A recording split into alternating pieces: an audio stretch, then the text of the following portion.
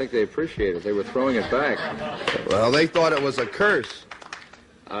Would you like me to show them how the sign of the curse works? Sign completely of the curse? different. How does it go? No, not at you people out there in the audience, but this is the difference. Aim it toward Red China, would you? This is the sign of the horns.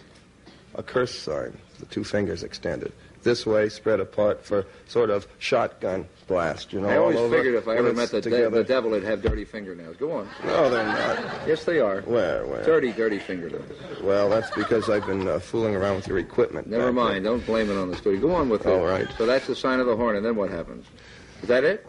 Well, the other ones, too. Yeah, what are the other ones? The other ones, one of them's the pox sign. That's 3 fingers extended. A pox on you? A pox on you. During the Middle Ages, this was... Yeah. Oh, yeah.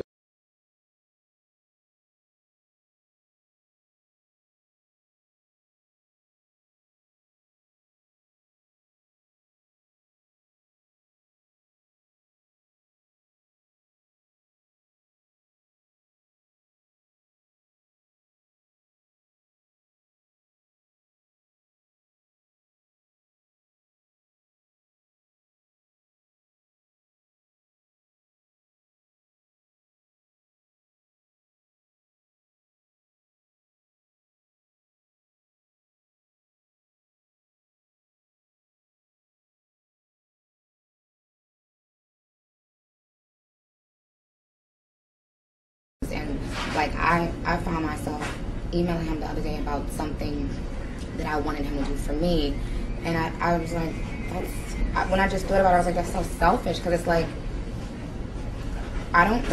what is the mind frame of somebody that's about to go to jail for something that has nothing? Because there's a bunch of devil workers in Hollywood. And there's a lot of black folks too, and they be throwing up them signs. You see them, this, that, all of them. Watch the rappers, watch them folks. It's scary. It's very scary. That devil is real. Well, what is this? Oh, the devil in this mess, yeah. Because I closed this up. I thought this was rock on. Be careful. No, the goat, be careful. I get possessed by the spirits. I mean, I can try, but then it just doesn't happen. I can sing notes and sing strong and do all these things that when I'm just by myself, I can't do.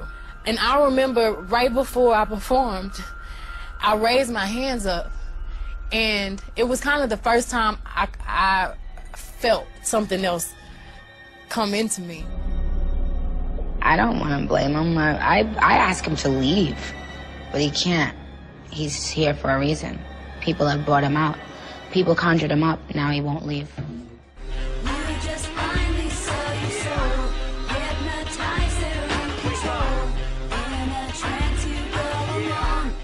Why is your hand over your eyes? Because I'm a devil worshiper. We're talking about. It's a little bit off subject, but the same kind of principle. I heard that, and I won't mention his name, but it was a big leader and founder of a huge satanic organization. And he was on his deathbed, and for a Satanist at the time of death, it's a great victory for them, because death is a huge thing that they celebrate. And he was getting ready to die and pass on his powers and that. And on his deathbed, he must have got some revelation or an angelic appearance or something, and he went into shock and he said, "Oh my. Oh my, what have I done?" He said, "There's something very wrong. There's something very wrong. There's something very wrong." Wow. And his whole life had been spent. Gospel record when I was 15, because I grew up in a household where all I ever did was listen to gospel music, and my parents are both traveling ministers, and so I kind of sang about what was going on in my life at 15, and that's how I got introduced to the music industry. I swear I wanted to be like the Amy Grant of music. Yeah. But it didn't work out, and so I sold my soul to the devil. Let's be honest. I like to have fun, but also, before Jersey Shore, no one believes this when I say it, but I was a freaking, shy girl. I was very shy. That's funny that I say it now, but I was really shy. I was scared to even, go to the doctors. So, anywho, So yeah, I was going to school to be a vet tech, and I was into my studies, getting good grades, and you know what screwed it all up was this one guy. He broke my heart, and I was like, cool, thanks. I was like, now I have to do something pretty ridiculous and insane with my life, so why not sell my soul and go on Jersey Shore? That's what I did. And you know what? It's been awesome. She's going to be mad at you. Well, also my book is that, you know, and I wanted to thank you because you let me come on your show and sing. And that was, you know, a lot of my book is about my wanting to sing ever since I was a little girl, and my family lied to me and told me that I was better than Shirley Temple, and I believed them. See, that, you're not helping a kid when you do that. No, and I totally believed them and everything. And then when I was 6, all of a sudden, you know, I was a happy. They started to, like, tell my younger cousin that she was... she was the real singer? Yeah, and it, like, really upset me, so I, like, summoned Satan, and I write about how I made it... Where do you summon Satan in the book? It's in the chapter called Eat, Pray, Love, Conjure Satan. And when I was 12 years old, I signed a deal with Satan in my room, and I was to... CBS doesn't condone this. Wait a minute. Because I wanted to get famous no matter what, and, you know, then I forgot that I had this deal with Satan and everything, and then I got really famous. And then one day I, like, had this tragic singing accident at the... Oh, yes, I remember that, yeah. And I realized then that Satan was coming for my soul. So, yeah, he wanted me to pay up, so... About that, and how at the end I invite Satan to dinner at Spago. And you should... He's there most nights, but you should... But wait, and I ask him to, you know, give me a refinance on my soul thing.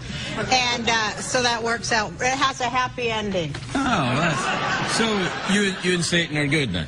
Yeah, Satan, I have to say it's really cool because I totally... Satan is not true. You can't say that on CBS. I didn't say that. I said I lure him in, see? Oh, and then you have a fiddle competition. That's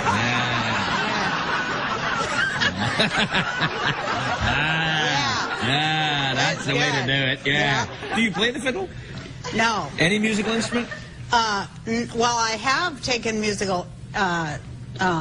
lessons in my life, but I don't really play. I forgot it. I don't know. I took the piano for a while. Right. What a weird question.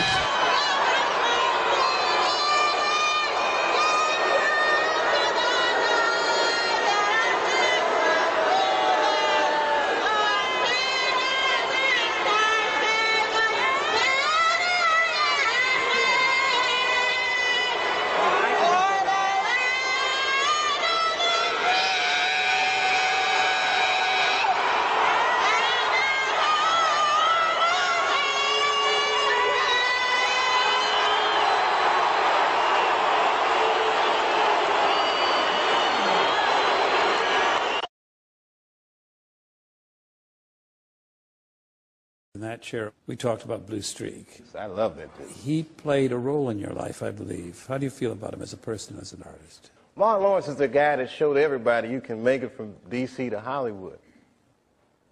And I had a personal stake in his success. Every time he did something, it made me feel inspired and really good. And he was always real nice to me. He'd sit me down, what's going on with you, baby boy? What? We'd talk about comedy, whatever. And, you know, when we did Blue Streak, we were promoting it, and Martin had a stroke. He almost died. And then after that, I saw him, and I was like, oh, my God, Martin, are you okay? And he said, I got the best sleep I ever got in my life. That's how tough he is. So let me ask you this. What is happening in Hollywood that a guy that tough will be on the street waving a gun, screaming, they are trying to kill me? Yeah.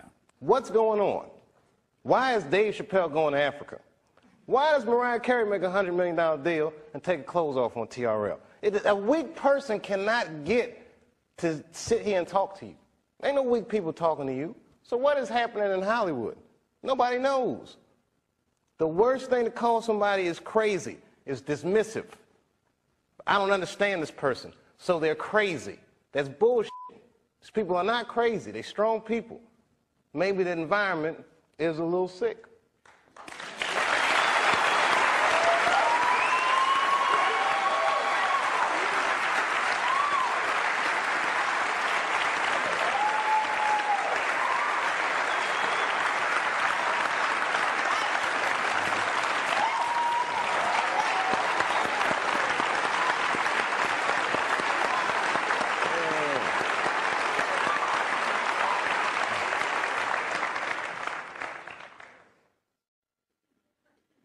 what did you mean, Dave, when you described your father's death in 1998 as the beginning of a terrible decline?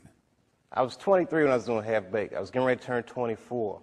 And I was going through all the things that a dude goes through when it goes from one level to the next. I was starring in a movie that I wrote. So things start getting crazy around you. Yeah. And my 24th birthday was coming on August the 24th, and I said, this is going to be a big one. And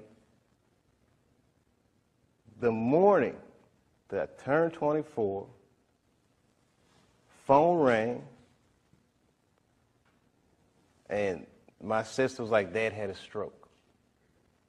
For the next year, I watched my father teeter on life and death. And it was just all this stuff, man. Like Dad was dying, the Half-Baked didn't come out the way I wanted it to come out. I was real upset about that. Because it was a real cool script, and then I saw it, I was like, hey, man, you made a weed movie for kids. And it wasn't for kids, the script, you know. It was all these things, so much pressure. Africa. Then I was in Ohio. I get a call on my cell phone from Hollywood. I'm like, hello, Hollywood. They're like, hello, Dave. They're like, that pilot you did for Fox, looks like they want to pick it up. We need you to come out because they want to meet with you. And I was like, well, listen, I can't really come out right now.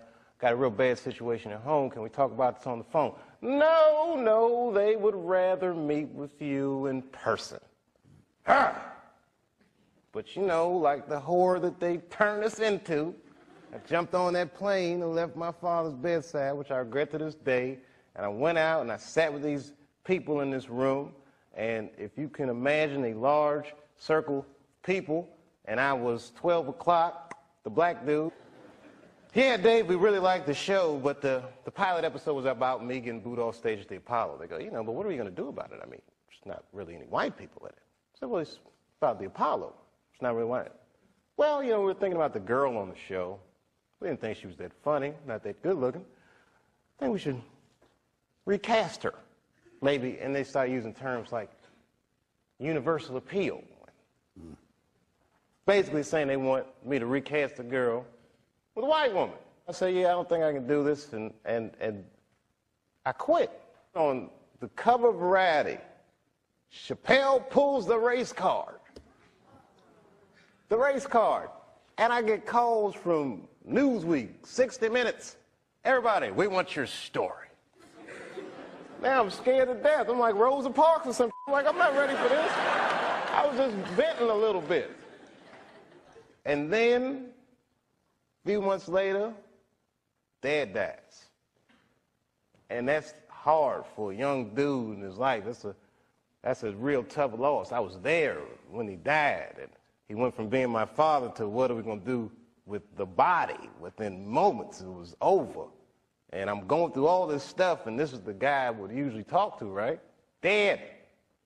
And I got to figure this out for myself. I don't want to figure this out for myself. You know, I was beat down. I wasn't living right. You know what I mean? Like, the weed thing was just a bad habit at this point. And you know what I mean? All these, you know, chicken head girls you mess with when it comes with the territory. I'm just being real. Just being real.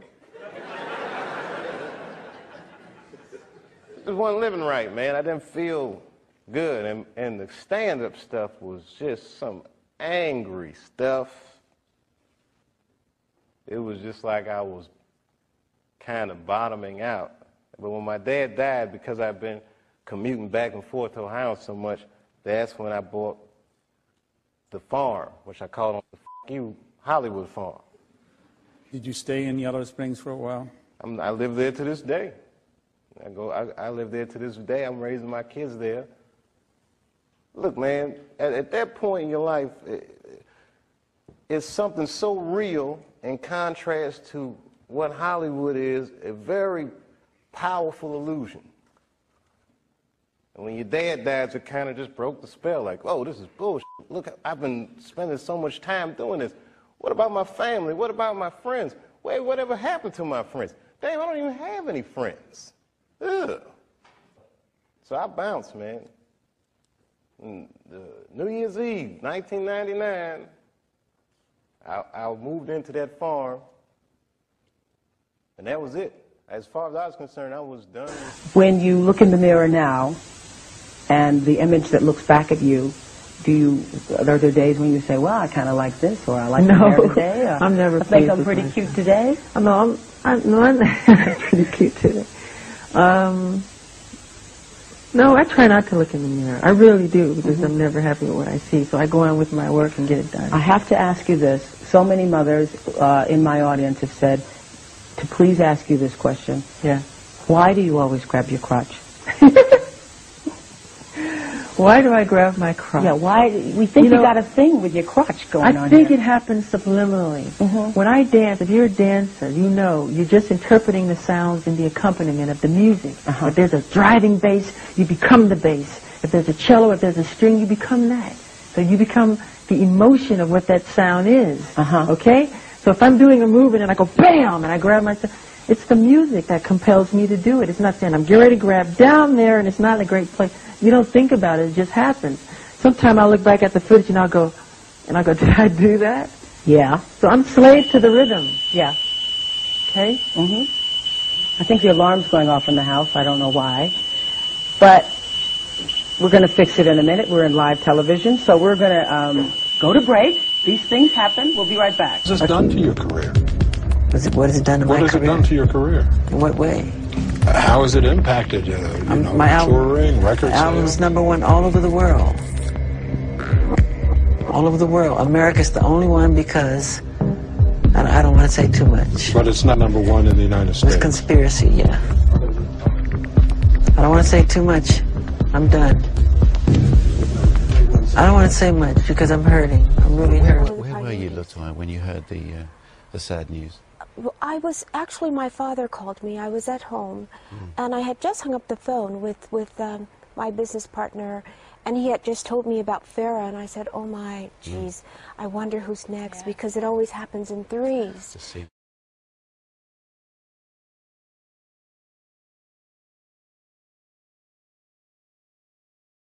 People controlled him. They controlled him. They did what they wanted, and it was very difficult for him to say no, no, no. You must have seen this happening. Was there anything that you could do or say to Michael to change that situation? It's very, very difficult because in situations such as that one, we've tried so many times to intervene. And it's not always that easy because they keep everybody at bay. They keep everyone away, actually. Everyone. How did they do that? By controlling. And I know because I have been in a controlling and abusive relationship, but by controlling him, controlling his thoughts, control what he does, not letting giving orders, not letting anyone through the gates, not letting anyone near security, things of that nature. And this way they have him and they control whatever he does. The phones, no phones in the house. You suspect foul play. Do you think it's murder? Absolutely. Absolutely. I said it in the beginning, and I believe it to this day. You must remember, Michael told me repeatedly that they were going to kill him, that he was going to die. And who did it? It created so much joy for the world. And the system, meaning the record companies, totally took advantage of it. But this is very important, what we're fighting for. Because I'm tired, I'm really, really tired of the manipulation. I'm tired of how the press is manipulating everything that's been happening in this situation. They do not tell the truth, they're liars.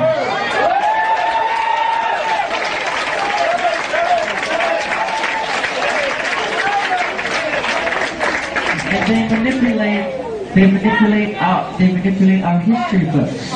The history books are not true. It's a lie. That's right, Michael. The history books are lying. You need to know that. You must know that. All the forms of popular music, from jazz to hip-hop to bebop to soul, you know, to, you talk about the different dances, from the cakewalk to the jitterbug to the Charleston to break dancing. All these are forms of black dancing.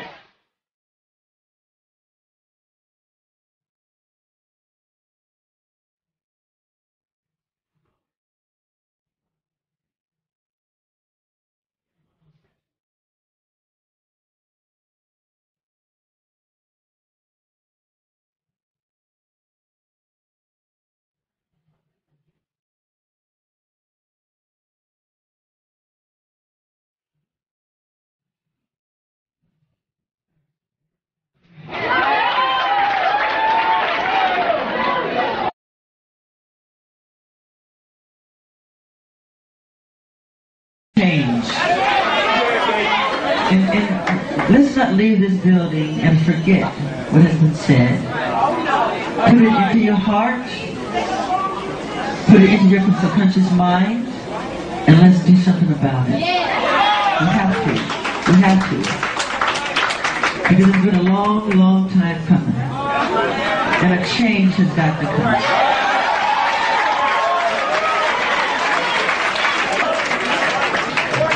So let's hold our torches high and get the respect that we deserve. I love you.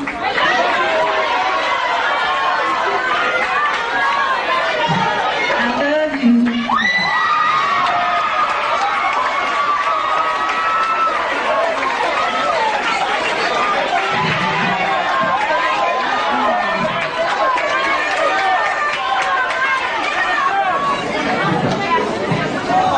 Don't put this in your heart today and forget it tomorrow. But we would have not accomplished our purpose. We will have not accomplished our purpose if that happens.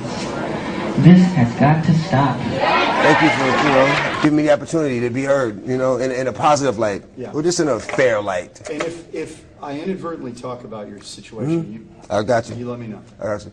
I first came to Arizona, man, and I remember one day coming from the studio at 6 o'clock in the morning and pulling over on the highway. We like 4 cars, just to watch the sunrise. And it was at that point that I fell in love with Arizona. I said, you know what, this has to be God's country. Because I'd never seen anything as beautiful as that sunrise. Then I met the devil. Nonstop News at 10 continues. Big Brother is watching. There's a nationwide push to start tracking where children are during school hours. They would basically be microchipped, kind of like a pet. ABC4 News wanted to know what parents in Utah think about the possible tracking system.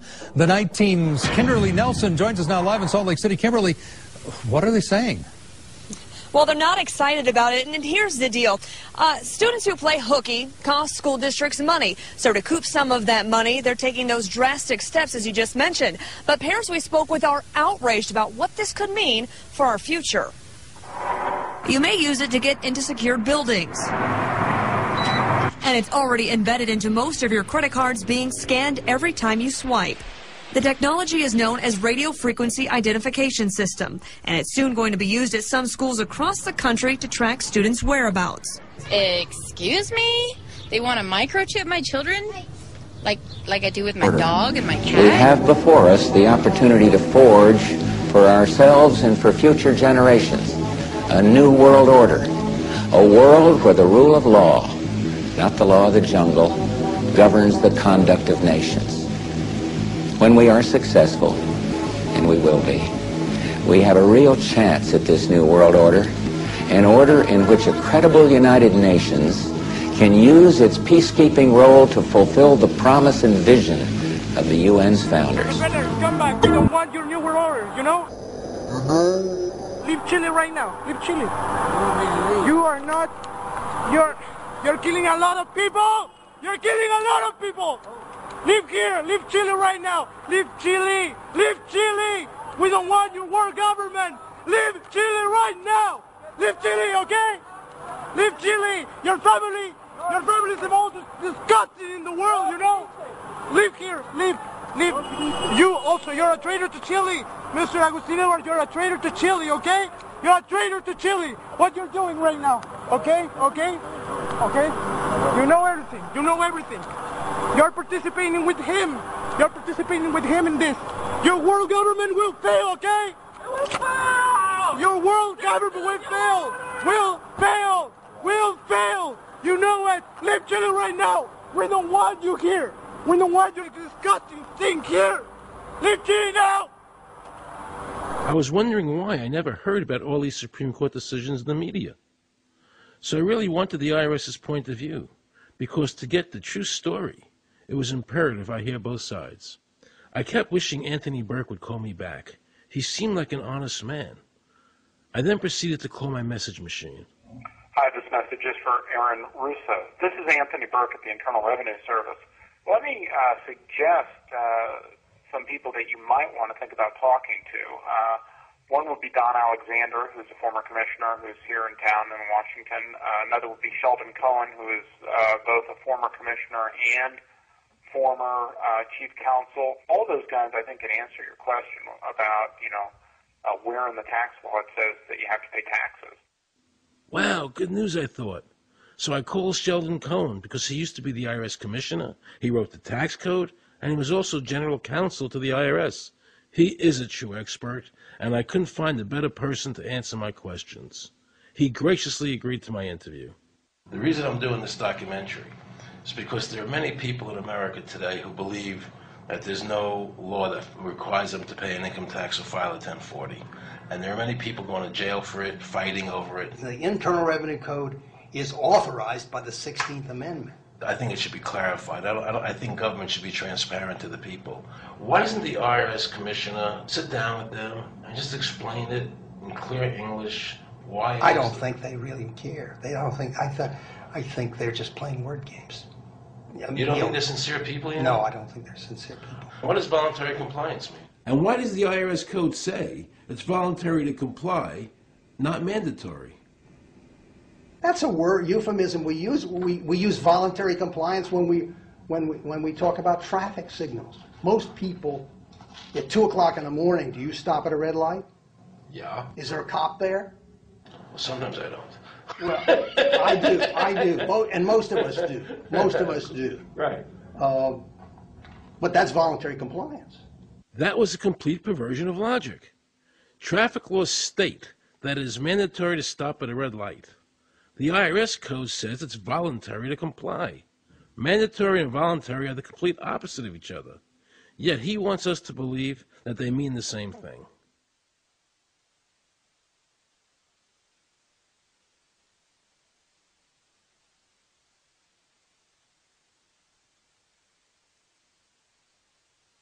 So can the government criminally prosecute somebody of information put on their 1040? Yes. Right, so doesn't that violate the Fifth Amendment? No. But the Fifth Amendment says I don't have to do anything that incriminates myself. Well, it doesn't incriminate you to put your income down. But you said before I could be put in jail for it. The commissioner wants us to believe that although the IRS demands that you fill out the 1040 and you can go to jail for it, that they are not violating your Fifth Amendment rights of self-incrimination. That is absurd. Isn't it true that the word income is not defined anywhere in the Internal Revenue Code?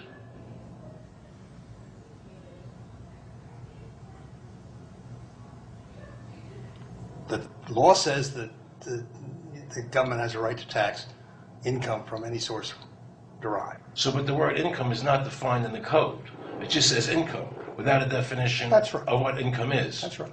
Correct? Yeah. But there are many different kinds of taxes. Well, how can an American citizen know what income is if the code doesn't define it? If they're paying an income tax... Because the courts have all defined it. Do you remember what constitutional attorney Edwin Vieira said? The definition of income in the Constitution was given in the Eisner versus Macomber case, and it turns on gains or profits that are made from some activity. So the Supreme Court has ruled income is not wages, it's not labor, it's gain from corporate activity. I believe that a man's labor is his private property. That's your view, but it's not the law. The Supreme Court's even said your labor is your private property. When I go to work for somebody, it's a trade. It's an even exchange. I do some work, you give me some money.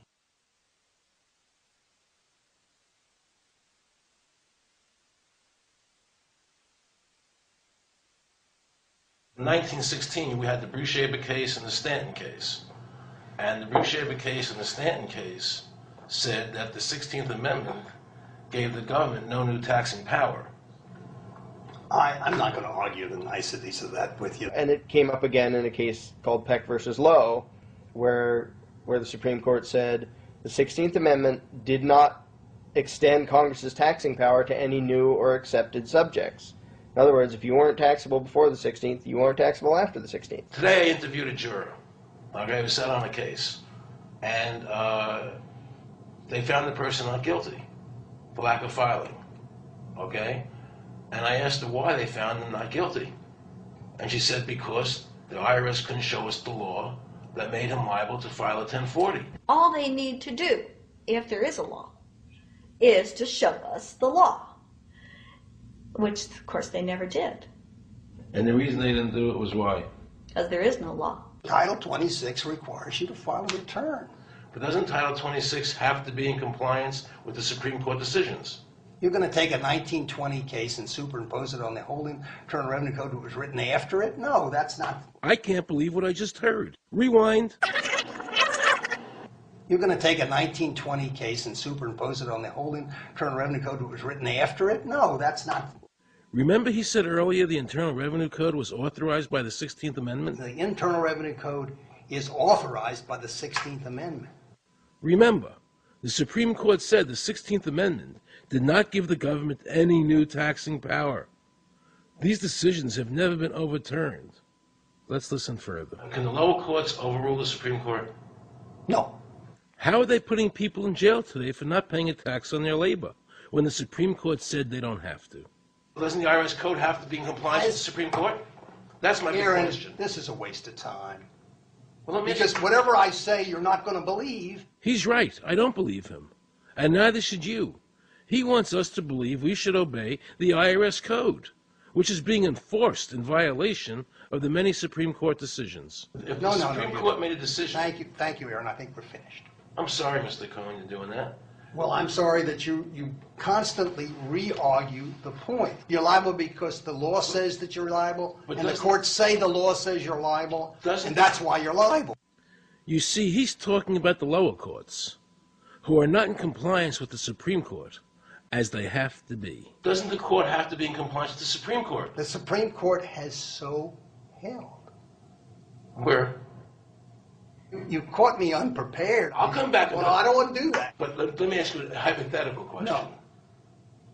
You're making silly arguments here. Why is the Supreme Court decision a silly argument? Well, because it's inapplicable. That made my heart stop. He just said Supreme Court decisions do not apply to the IRS. That's the behavior you would expect from a totalitarian country, maybe China or Russia or Cuba. Not from America. They're just making up the law as they go along. Now I knew the tax honesty movement was right. The IRS thrives on intimidation and fear, not by law. It's no different than a criminal protection racket, using force to extract your money from you. Then the former IRS commissioner, now working at a prestigious Washington law firm, threatens me. Watch. Aaron, you understand Yiddish. Gornisht helfen. For those of you who don't understand Yiddish, that means nothing will help you. Now it all became clear. I understood why the IRS wouldn't go on camera and talk about where the law was. I understood why all the senators I called refused to be interviewed. There is no law. And now you know what our political leaders and the courts have known for decades and have tried to cover up. The United States Constitution strictly forbids a direct, unapportioned tax on the wages and salaries of American citizens. The United States Supreme Court has consistently ruled that the income tax is a tax on profits and gains, not on labor and wages.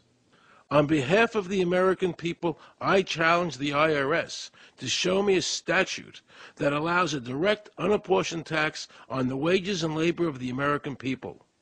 And if I'm wrong, I will give my most humble apologies to the IRS. If the IRS is wrong, and there is no law, then every person who's been jailed should be let out of jail immediately, and any assets seized should be returned to their rightful owners.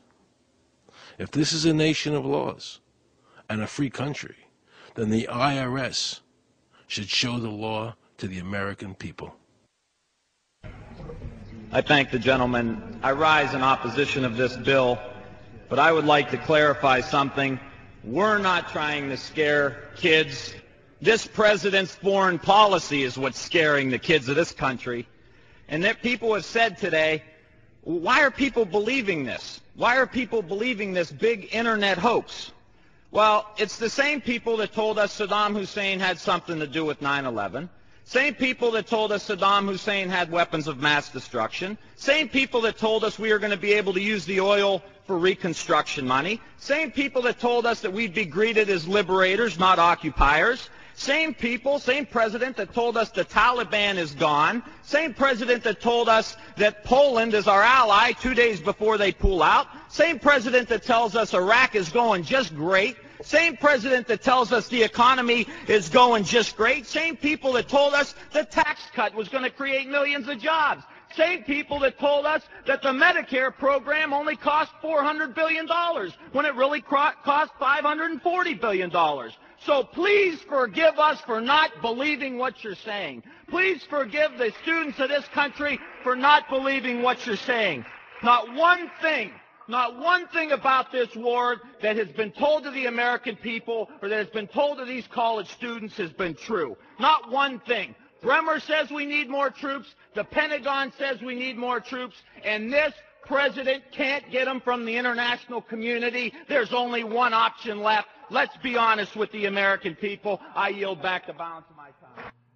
If we are to escape the same fate that befell the Neanderthals and our other experimental predecessors, our best hope for survival is to crack our genetic code and activate the power of our divine DNA. Dr. Hammer, a molecular geneticist, claims he has identified the God gene in human DNA. It's called VMAT2, and its job is to release the feel-good chemicals in our body called dopamine and serotonin, which give us the experience of bliss. VMAT2 is the DNA gene of our pineal gland. What's the pineal gland? It's a gland about the size of a raisin located between our eyebrows and directly behind our eyes, right smack in the middle of our cranium. It's called a pineal gland because it resembles a tiny pine cone. This powerful gland is believed to be the seat of our soul and the gateway to the universe and higher realms. Because its structure is remarkably similar to our eyeballs, it's called the third eye or the mind's eye. It actually has a lens, cornea, and retina. The blue bloods revere it. They call it the all-seeing eye and have featured it on the U.S. $1 bill. Strangely, our pineal gland, which is tucked away in the dark recesses of our brain, is bioluminescent and sensitive to light. Like a cell phone, it has a built-in wireless transmitter and is the connecting link between the physical and spiritual worlds and higher frequencies. By awakening our pineal gland, we can speed up our learning and memory abilities, enhance our intuition, wisdom, and creativity, trigger our psychic healing abilities, and experience bliss. The symbol of this pine cone-shaped gland is the pine cone. It is so revered by the Vatican that a special court was built called the Court of the Pine Cone, where the symbol of the world's largest pineal gland is on display.